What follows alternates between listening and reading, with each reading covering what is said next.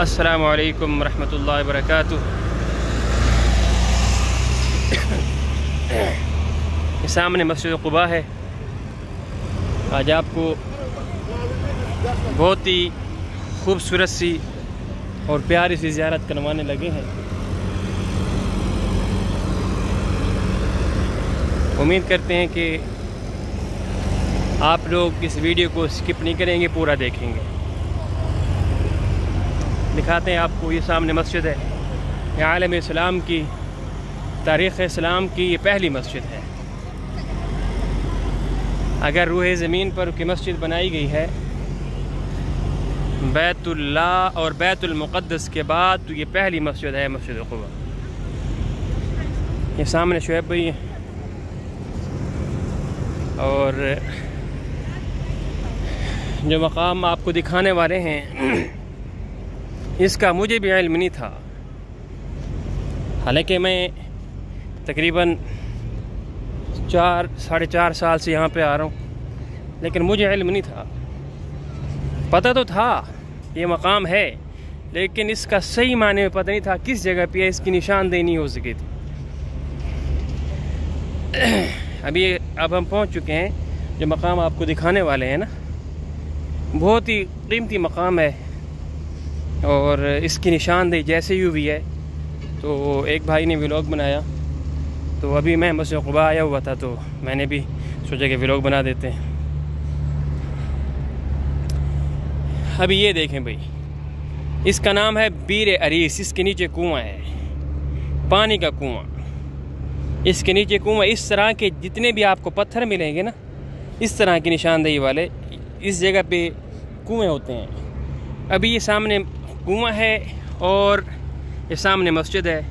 जब अल्लाह के नबी अलैहिस्सलाम मदीना से आते थे तो इसी बीर अरीस कुएं के ऊपर बैठा करते थे और आखिर अलैहिस्सलाम के पैर मुबारक इस कुएं के अंदर हुआ करते थे। इस कुएं का पानी बहुत ही नीचे हुआ करता था। आखिर अलैहिस्सलाम के कदमों का बोसा लेने के लिए कुएं का पानी नीचे से ऊपर आता, बोसा लेके फिर वापस नीचे चला जाता। और इसी तरह एक बार अल्लाह के नबी अलैहिस्सलाम इस कुएं के ऊपर बैठे थे, तो हस्ब मामूल आखिर अलैहिस्सलाम के पैर मुबारक भी इस कुएं के अंदर थे। तो सैयदना अबू बकर सिद्दीक़ रज़ियल्लाहु ताला अन्हु ने इजाज़त चाही, तो लेकिन नबी अलैहिस्सलाम ने उनको इजाज़त दे दी।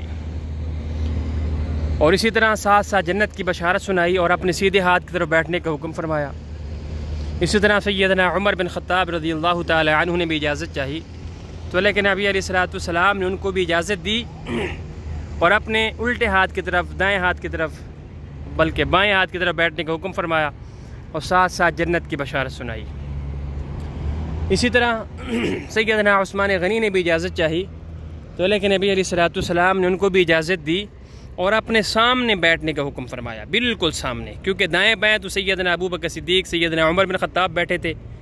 तो लेकिन नबी ने सैयदना उस्मान गनी को सामने बैठने का हुक्म फरमाया और साथ साथ जन्नत की बशारत सुनाई और फरमाया, आए उस्मान, तुम बहुत बड़े इम्तिहान से गुजरोगे। इम्तिहान ये था कि आखिर अलैहिस्सलाम के पास ख़त्म नबूवत वाली अंगूठी थी। वो अंगूठी थी जिससे आखिर अलैहिस्सलाम किसी बादशाह को ख़त लिखा करते तो उस अंगूठी से मोहर लगाया करते। जब अल्लाह के नबी अलैहिस्सलाम इस दुनिया से पर्दा फरमा गए तो वो अंगूठी खलीफा अव्वल, खलीफा बिला फस्र सैयदना अबू बकर सिद्दीक़ के पास आई। जब सैयदना अबू बकर सिद्दीक़ रज़ियल्लाहु ताला अन्हु इस दुनिया से रुखसत हुए तो वह अंगूठी सैयदना उमर बिन ख़त्ताब के पास आई। जब सैयदना उमर बिन ख़त्ताब रज़ियल्लाहु ताला अन्हु इस दुनिया फ़ानी से रुखसत हुए तो वह अंगूठी सैयदना उस्मान गनी के पास आई। तो सैयदना उस्मान गनी आखिर अलैहिस्सलाम की सुन्नत को पूरा करने के लिए इस कुएं के ऊपर आए। इस कुएं के ऊपर बैठे थे तो अपने हाथ से कभी अंगूठी को निकालते, कभी पहनते, यानी खेल रहे थे, अंगूठी को निकाल रहे थे। तो खेलते खेलते वह अंगूठी इसी कुएं के अंदर जा गिरी। तो सैयदना उस्मान गनी ने वह अंगूठी ढूंढने की बहुत कोशिश की, लेकिन वह अंगूठी ना मिल सकी।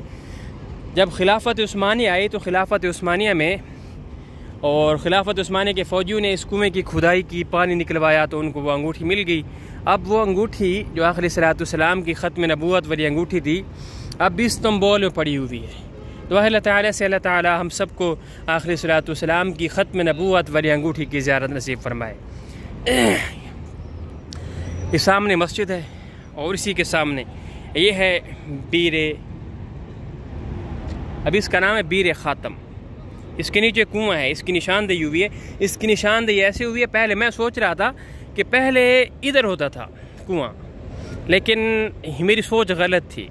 इधर खजूरों के छोटे छोटे पौधे हुआ करते थे तो मैं समझता था कि इधर था, लेकिन अब सही निशानदेही हुई है कि यहाँ पे था कुआं। और एक कुआं यहाँ पे है और एक कुआं ये सामने जो बाग है ना, इसी बाग के अंदर है। इसी बाग के अंदर आखिर सलाम जाया करते थे और सैर तफरीह भी फरमाया करते थे। इसी बाग के अंदर थोड़ा आगे चल के दिखाते हैं, लेकिन इसका जो इस बाग के अंदर जो कुआं है, इसका सही माने में मुझे नाम याद नहीं आ रहा। इसका तो है बीर अरीस, और क्या नाम है, इधर जो है इसका इल्म नहीं है। इसका इधर जो कुआं है इसका इल्म नहीं, ये कौन सा कुआं है। बहरहाल इधर कुआं है इस बाग के अंदर। इसी बाग में आखिरी सलातो सलाम आया करते और अंदर जाके सैर तफरीह भी फरमाया करते और इस कुएं का पानी भी पिया करते थे। लेकिन आप तो नहीं जाने देते, खुला तो है, लेकिन हम किस साइड से जाएं, कैसे जाएं। इसी बाग के अंदर कुआं है।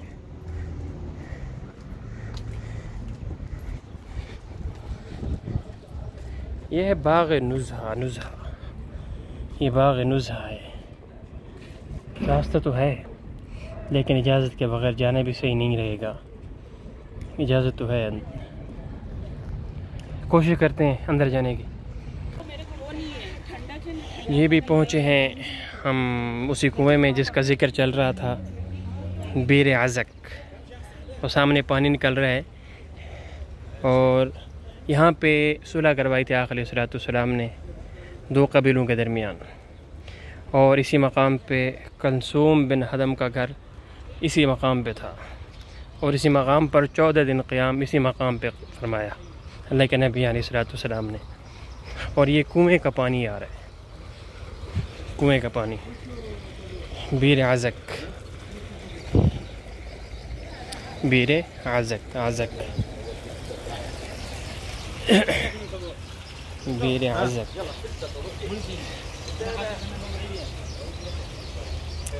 दिखाते हैं भाई आपको। इसी के नीचे कुआं है भाई, इसी के नीचे कुआं है। कुआं यहाँ पे है, बीर आज़क।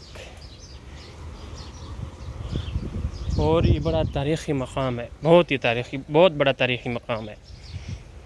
इधर मैं आया तो था 2-4 मरतबा, लेकिन मुझे जगह का नाम भूल गया। देखें इस मकाम पे कलसूम बिन हदम, हदफ़ हदम है, पता नहीं हदफ़ है, उनका घर था यहाँ पे। अभी देखें। तो उम्मीद करते हैं कि आपको आज की हमारी वीडियो बहुत पसंद आई होगी। अपना भी ख्याल रखिएगा और अपने इस चैनल का भी। अल्लाह ने चाहा तो फिर होगी मुलाकात। अस्सलामु अलैकुम रहमतुल्लाहि व बरकातुहू।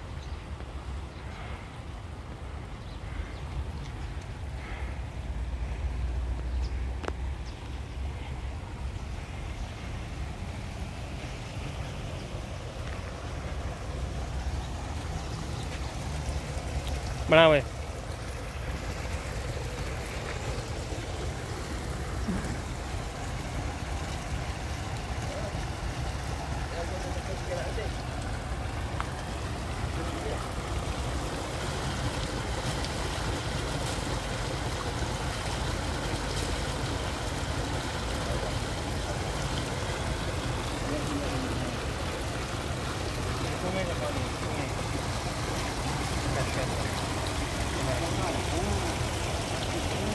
Gracias.